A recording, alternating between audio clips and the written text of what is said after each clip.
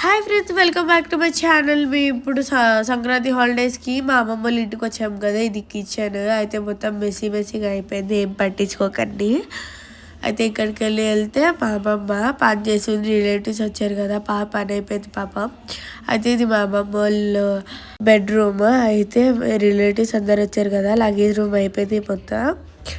మళ్ళీ ఇక్కడికి వెళ్తే ఇక్కడ ఫుడ్ అంతా జరుగుతుంది. కట్టెల పొయ్యిల ఫుడ్ అయితే మంచిగా ఇట్లా బాగా ఉడికిద్ది, అయితే మంచిగా వచ్చింది. అదిగో అందరినీ ఇట్లా మా రిలేటివ్స్ అని చెప్తున్నాను. ఇది పందెం కూడా మామ తెచ్చాడు, మాకు ఇష్టం అని చెప్పేసి. ఇది గాలం వేసి పట్టిన కొరమైన చేప. వీళ్ళందరూ కలిపి కష్టపడి చేశారు. మేము చాలా ఎంజాయ్ చేసాం. టేస్టీ ఉండే ఫుడ్ అయితే పందెం కొడి కూర అయితే అజ్జూర్స్ ఫిష్ ఫ్రై చేశారు. అది అయితే సూపర్. బగారా కూడా నాకు చాలా నచ్చింది. చికెన్ కర్రీ ఇంకా బగారా రైస్ కాంబినేషన్ మాత్రం హైలైట్. అది నాకైతే చాలా నచ్చింది.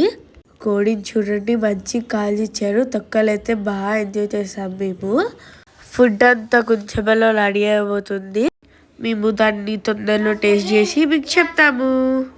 అయినా కట్టెల పొయ్యి మీద ఉండడమే అది హైలైట్ అండి.